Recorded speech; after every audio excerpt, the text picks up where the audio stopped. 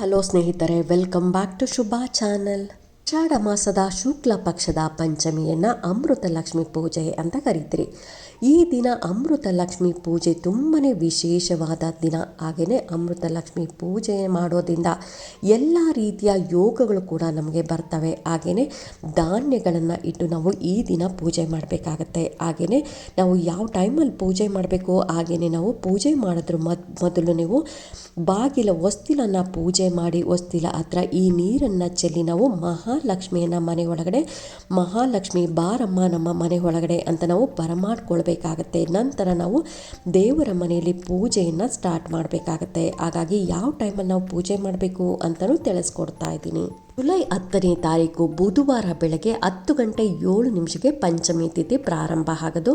Next day 11ನೇ ತಾರೀಕು ಗುರುವಾರ ಬೆಳಗ್ಗೆ 10:03 ಪಂಚಮಿ ತಿಥಿ ಮುಕ್ತಾಯ ಆಗುತ್ತೆ. ಹಾಗಾಗಿ ನಾವು ಸೂರ್ಯೋದಯ ಗಣನೆಗೆ ತಗೊಂಡು 11ನೇ ತಾರೀಕು ಗುರುವಾರ ನಾವು ಪೂಜೆಯನ್ನು ಅಮೃತ ಲಕ್ಷ್ಮಿ ಪೂಜೆಯನ್ನು ಮಾಡಬೇಕಾಗತ್ತೆ. ವಾರದ ದಿನ ನಾವು ಬೆಳಗ್ಗೆನೆ ಬ್ರಾಹ್ಮಿ ಮುಹೂರ್ತದಲ್ಲಿ ಪೂಜೆ ಮಾಡಿದ್ರೆ ತುಂಬಾನೇ ಒಳ್ಳೆಯದು. 4:15 ರಿಂದ 6 ಗಂಟೆ ಒಳಗಡೆ ಪೂಜೆ ಮಾಡ್ಕೊಬೋದು. ಇಲ್ಲ ಅಂತಂದರೆ ನೀವು 10 ಗಂಟೆ ಒಳಗಡೆ ನೀವು ಪೂಜೆ ಮಾಡ್ಕೊಬೇಕಾಗತ್ತೆ.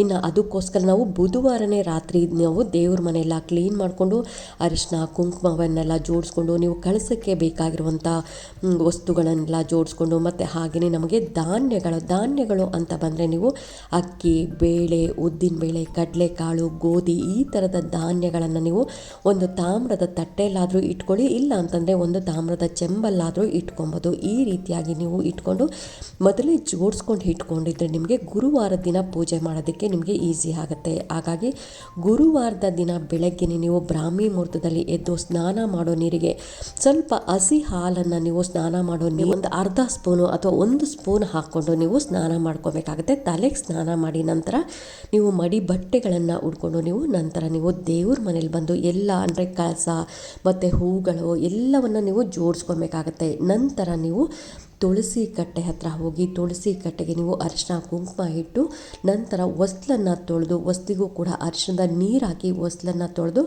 ಮತ್ತು ಅರಿಶಿನ ಕುಂಕುಮ ಇಟ್ಟು ರಂಗೋಲಿಯನ್ನು ಹಾಕಬೇಕಾಗತ್ತೆ. ಅದೇ ರೀತಿಯಾಗಿ ತುಳಸಿ ಗಿಡದ ಹತ್ರ ಕೂಡ ರಂಗೋಲಿ ಹಾಕಿ ನಂತರ ನೀವು ಒಂದು ಚಿಕ್ಕ ಲೋಟವನ್ನು ತಗೊಂಡು ಅದರಲ್ಲಿ ಒಂದು 4 ರಿಂದ 5 ಸ್ಪೂನ್ ಆಗೋಷ್ಟು ನೀವು ನೀರನ್ನು ಹಾಕ್ಕೊಬೇಕಾಗತ್ತೆ. ಅದ್ರ ಒಳಗಡೆ ನೀವು ಸ್ವಲ್ಪ ಟೀ ಸ್ಪೂನ್ ಆಗೋಷ್ಟು ನೀವು ಬಿಳಿ ಸಾಸಿವೆನ ಆ ನೀರಲ್ಲಿ ಒಂದು ಲೋಟ ನೀರು ತೊಗೊಳ್ಳಿನಲ್ಲ ಆ ನೀರಲ್ಲಿ ಹಾಕ್ಕೊಬೇಕಾಗತ್ತೆ.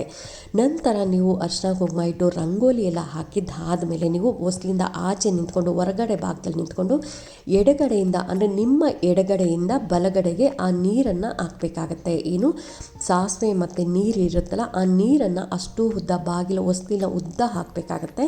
ಹೊಸ್ಲಿನ ಮೇಲೆ ಅಲ್ಲ, ಹೊಸ್ತಿಲಿನ ಕೆಳಗಡೆ ಭಾಗದಲ್ಲಿ ಆಚೆ ಭಾಗದಲ್ಲಿ ಹಾಕಿ ನೀವು ಬಲಗಾಲಿಟ್ಟು ನೀವು ಒಳಗಡೆ ಬರಬೇಕಾಗತ್ತೆ. ಅದಕ್ಕೂ ಮೊದಲು ನೀವು ನಮಸ್ಕಾರ ಮಾಡಿಕೊಂಡು ಮಹಾಲಕ್ಷ್ಮಿ ನಮ್ಮ ಮನೆಗೆ ಬಾಮ್ಮ ಅಂತ ನೀವು ನಮಸ್ಕಾರ ಮಾಡಿಕೊಂಡು ನೀವು ನಂತರ ನೀವು ಮನೆ ಒಳಗಡೆ ಬರಬೇಕಾಗತ್ತೆ. ದೇವ್ರ ಮನೆಗೆ ಬಂದು ಪೂಜೆಯನ್ನು ಶುರು ಮಾಡಬೇಕಾಗತ್ತೆ. ದೇವ್ರ ಮನೆಯಲ್ಲಿ ನಾವು ಮೊದಲು ಕಳಸ ಸ್ಥಾಪನೆ ಮಾಡಬೇಕಾಗತ್ತೆ. ಕಳಸ ಸ್ಥಾಪನೆಗೆ ನೀವು ಒಬ್ಬೊಬ್ಬರು ನೀರನ್ನು ಹಾಕಿ ಕಳಸ ಸ್ಥಾಪನೆ ಮಾಡ್ತಾರೆ. ಆದರೆ ಅಮೃತ ಲಕ್ಷ್ಮಿ ಪೂಜೆಗೆ ನಾವು ಆ ದಿನ ಧಾನ್ಯಗಳನ್ನು ಹಾಕಿ ನಾವು ಕಳಸ ಸ್ಥಾಪನೆ ಮಾಡ್ತೀರಿ. ಒಂದು ಚೆಂಬಲ್ಲಿ ಒಂದು ತಾಮ್ರದ ಚೆಂಬು ಅಥವಾ ಬೆಳ್ಳಿ ಚೆಂಬು ತಗೊಂಡು ಅದರಲ್ಲಿ ಅಕ್ಕಿ, ಬೇಳೆ ಈ ರೀತಿಯಾಗಿ 5 ಧಾನ್ಯಗಳನ್ನು ಹಾಕ್ಬೋದು. ಇಲ್ಲ ಅಂತಂದರೆ ಬರೀ ಗೋಧಿಯನ್ನು ಹಾಕ್ಬೋದು.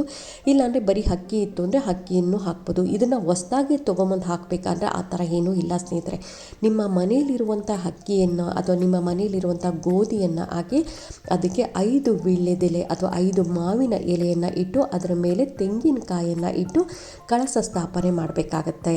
ಮಹಾಲಕ್ಷ್ಮಿಯ ವಿಗ್ರಹ ಇತ್ತು ಅಂದರೆ ವಿಗ್ರಹಕ್ಕೂ ಕೂಡ ನಾವು ಅಭಿಷೇಕವನ್ನು ಪಂಚಾಮೃತದ ಅಭಿಷೇಕವನ್ನು ಮಾಡಬೇಕಾಗತ್ತೆ. ಹಾಲು, ಮೊಸರು ಹಾಗೆಯೇ ಬಾಳೆಹಣ್ಣು, ಜೇನುತುಪ್ಪ ಮತ್ತು ಸಕ್ಕರೆ ಇದನ್ನೆಲ್ಲ ನಾವು ಸೇರಿಸಿ ಅಭಿಷೇಕವನ್ನು ಮಾಡಬೇಕಾಗತ್ತೆ. ಮತ್ತು ಮೊದಲು ನಾವು ಏನೇ ಪೂಜೆ ಮಾಡಬೇಕಾದ್ರೂ ಮೊದಲು ನಾವು ಗಣಪತಿಯನ್ನು ಪೂಜೆ ಮಾಡಿ ನಂತರ ಎಲ್ಲ ಪೂಜೆಗಳನ್ನು ಮಾಡಬೇಕಾಗತ್ತೆ. ಹಾಗಾಗಿ ಮೊದಲು ನಾವು ಗಣಪತಿ ಪೂಜೆ ಮಾಡಿ ನಂತರ ಗಂಗೆಯನ್ನು ಪೂಜೆ ಮಾಡಿ ನಾವು ಗಂಗಾದೇವಿಯನ್ನು ಕರೆದು ನಾವು ಪೂಜೆ ಮಾಡಿ ನಂತರ ನಾವು ಅಮೃತ ಲಕ್ಷ್ಮಿ ಪೂಜೆಯನ್ನು ಶುರು ಮಾಡಬೇಕಾಗತ್ತೆ.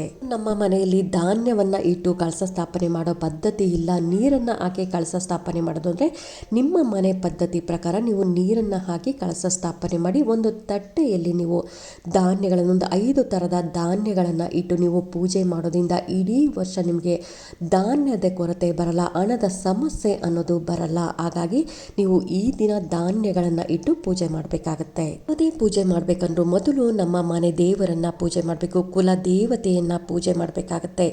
ನಂತರ ಗಣಪತಿಯನ್ನು ಪೂಜೆ ಮಾಡಿ ನೀವು ಅಮೃತ ಲಕ್ಷ್ಮಿ ಪೂಜೆಯನ್ನು ಮಾಡಬೇಕಾಗತ್ತೆ. ಈ ದಿನ ನೀವು ಪ್ರಸಾದವಾಗಿ ಗುಡಾನ್ನವನ್ನು ಇಡಬೇಕು. ಮಹಾಲಕ್ಷ್ಮಿಗೆ ತುಂಬಾ ಪ್ರಿಯವಾದದ್ದು ಗುಡಾನ್ನ. ಗುಡಾನ್ನ ಅಂದರೆ ಬೆಲ್ಲ ಮತ್ತು ಅನ್ನ, ಬೆಲ್ಲ ಮತ್ತು ಅಕ್ಕಿಯನ್ನು ಹಾಕಿ ನೀವು ಗುಡಾನ್ನ ಮಾಡಿ ಅದಕ್ಕೆ ದ್ರಾಕ್ಷಿ, ಗೋಡಂಬಿ, ತುಪ್ಪದಿಂದ ಮಾಡಿ ನೀವು ಈ ಪ್ರಸಾದವನ್ನು ಇಡೋದ್ರಿಂದ ಮಹಾಲಕ್ಷ್ಮಿಗೆ ತುಂಬಾ ಪ್ರಿಯವಾದದ್ದು. ಹಾಗಾಗಿ ಈ ದಿನ ನೀವು ಗುಡಾನ್ನವನ್ನು ನೀವು ಪ್ರಸಾದವಾಗಿ ಇಡೋದಾಗಲಿ, ಹಾಲು ಸಕ್ಕರೆಯನ್ನು ಪ್ರಸಾದವಾಗಿ ಇಡೋದಾಗಲಿ, ಬಾಳೆಹಣ್ಣನ್ನು ಪ್ರಸಾದವಾಗಿ ಕೂಡ ಇಡಬಹುದು.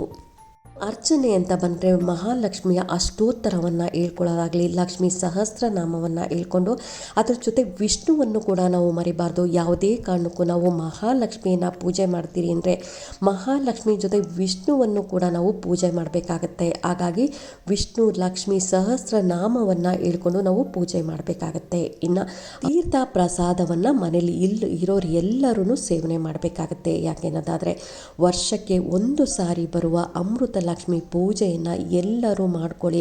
ಮಹಾಲಕ್ಷ್ಮಿಯನ್ನು ಎಲ್ಲರೂ ಮನೆಗೆ ಬರಮಾಡ್ಕೊಳ್ಳಿ. ಯಾಕೆಂದರೆ ಇದು ವರಮಹಾಲಕ್ಷ್ಮಿಗೂ ಮುಂಚೆ ಬರುವಂಥ ಅಮೃತ ಲಕ್ಷ್ಮಿ ಪೂಜೆ. ಹಾಗಾಗಿ ಅಮೃತ ಲಕ್ಷ್ಮಿ ಪೂಜೆಯನ್ನು ಪ್ರತಿಯೊಬ್ಬರೂ ಮಾಡ್ಕೊಳ್ಳಿ. ಅದರಲ್ಲೂ ಗುರುವಾರದ ದಿನ ನೀವು ಬ್ರಾಹ್ಮಿ ಮುಹೂರ್ತದಲ್ಲಿ ಮಾಡಿದ್ರೆ ತುಂಬಾ ಒಳ್ಳೆಯದಾಗುತ್ತೆ. ಆಗಲಿಲ್ಲ ಅಂದ ಪಕ್ಷ ನೀವು ಸಾಯಂಕಾಲ ಮಾಡ್ಕೊಳ್ಳಿ. ಬೆಳಗ್ಗೆ ಆಗುತ್ತೆ ಅನ್ನೋರು ಬೆಳಗ್ಗೆನೇ ಮಾಡಿಕೊಂಡ್ರೆ ತುಂಬಾ ಒಳ್ಳೆಯದಾಗುತ್ತೆ. ಹಾಗಾಗಿ ಎಲ್ಲರೂ ಮಾಡ್ಕೊಳ್ಳಿ. ಆದಷ್ಟು ಈ ದಿನ ಮಲ್ಲಿಗೆ ಹೂವು, ತಾವರೆ ಹೂವು, ಕನಕಾಂಬರದ ಹೂವುದಿಂದ ನೀವು ಮಹಾಲಕ್ಷ್ಮಿನ ಪೂಜೆ ಮಾಡಬೇಕಾಗತ್ತೆ. ಲಕ್ಷ್ಮಿ ಪೂಜೆ ಬಗ್ಗೆ ನನಗೆ ಎಷ್ಟು ಗೊತ್ತಿದೆಯೋ ಎಲ್ಲ ವಿವರವನ್ನು ನಾನು ತಿಳಿಸ್ಕೊಟ್ಟಿದ್ದೀನಿ. ಹಾಗಾಗಿ ಎಲ್ಲರ ಮನೆಗೂ ಮಹಾಲಕ್ಷ್ಮಿ ಬರಲಿ, ಎಲ್ಲರ ಮನದಲ್ಲೂ ಮಹಾಲಕ್ಷ್ಮಿ ತುಂಬಲಿ ಅಂತ ಹೇಳ್ತಾ ನೀವು ಕಾಮೆಂಟಲ್ಲೂ ಮಹಾಲಕ್ಷ್ಮಿ ನಮ್ಮ ಮನೆಗೆ ಬಾಮ್ಮ ಅಂತ ನೀವು ಕಾಮೆಂಟ್ ಹಾಕಿ. ಇನ್ನು ಈ ವಿಡಿಯೋ ಹೇಗೆ ಅನ್ನಿಸ್ತು ಅಂತ ಕಾಮೆಂಟ್ ಸೆಕ್ಷನಲ್ಲಿ ಕಾಮೆಂಟ್ ಮಾಡಿ, ಲೈಕ್ ಮಾಡಿ, ಶೇರ್ ಮಾಡಿ. ಇನ್ನೂ ನನ್ನ ಚಾನಲ್ಗೆ ಯಾರೆಲ್ಲ ಸಬ್ಸ್ಕ್ರೈಬ್ ಮಾಡದೆ ಹಾಗೆ ನೋಡ್ತಾ ಇದ್ರ ಎಲ್ಲರೂ ಸಬ್ಸ್ಕ್ರೈಬ್ ಮಾಡ್ಕೊಳ್ಳಿ. ಪಕ್ಕದಲ್ಲಿರೋಂಥ ಬೆಲ್ ಐಕಾನ್ ಪ್ರೆಸ್ ಮಾಡೋದ್ರಿಂದ ನಾನು ಹಾಕೋ ವಿಡಿಯೋಗಳೆಲ್ಲ ಬೇಗ ಬಂದು ತಲುಪುತ್ತೆ. Thank you.